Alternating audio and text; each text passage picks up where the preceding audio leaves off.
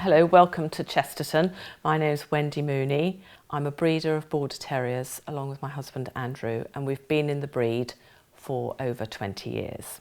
We got into the breed because we were looking for a nice, handy-sized pet, and we both liked the look of the Border Terrier. It was sort of no-nonsense, fun-looking dog.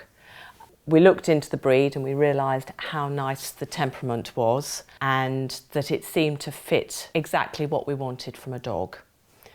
Fun-loving, active, liked companionship, liked going for walks, living in the country, got on with people, very affectionate. If you asked a school child to draw a picture of a dog, it would probably look something like a Border Terrier.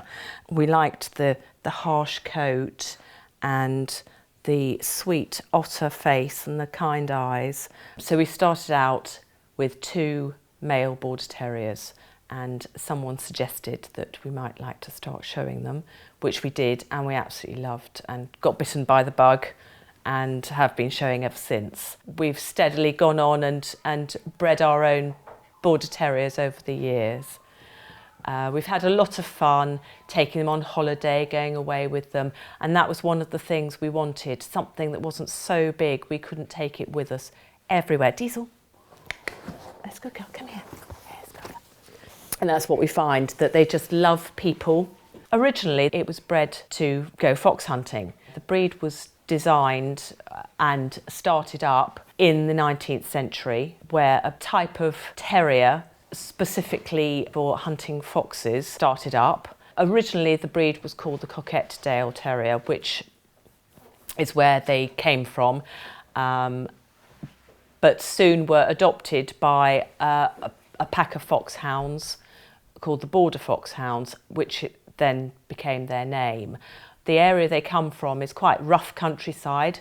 It's hilly, it's the area north of England and into the Scottish border. So the dog has to have quite long legs to be able to deal with that sort of terrain. It needs a good harsh double coat because of the weather and the sort of work they were bred to do. The Border Terrier actually has to be quite sociable because it originally was kept with the foxhounds, so it cannot afford to be argumentative. Some terriers can be a little more vocal and argumentative, but the Border is very sociable, very easygoing, doesn't tend to start any sort of argument or fight. Couldn't afford to be if it was in amongst a great big pack of foxhounds. And probably a lot of its behaviour, being quite laid back, comes from being around foxhounds, which are quite a laid back breed. The breed gradually got more popular, although it didn't really take off until the last 20-30 years.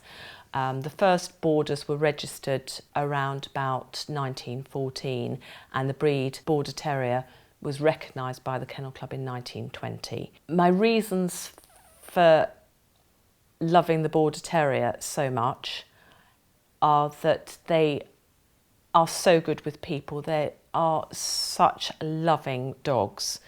They love human companionship. They're not the sort of breed you'd want to have left at home while you go out to work every day.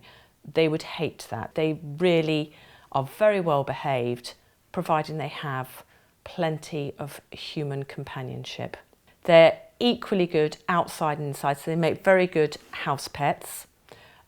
Very well behaved, really quite biddable. Of all the terrier breeds, they're probably the most biddable, and they are actually quite easy to train. You put a bit of work in, they are so willing to please. Lots get used for mini agility and trained for lots of different tasks.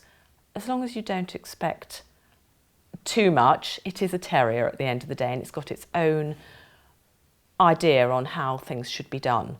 As a breed, they're very greedy, and they will obviously want to please you for that treat. And many pet Border Terriers are overweight, unfortunately, because they will never say no to food, and they are very good at always looking hungry.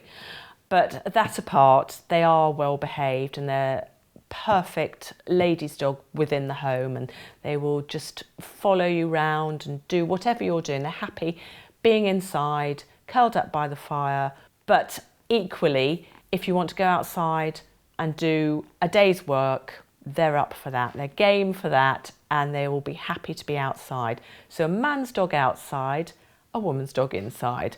They suit everybody, and if you've got children, they will play with your children endlessly, tirelessly and happily.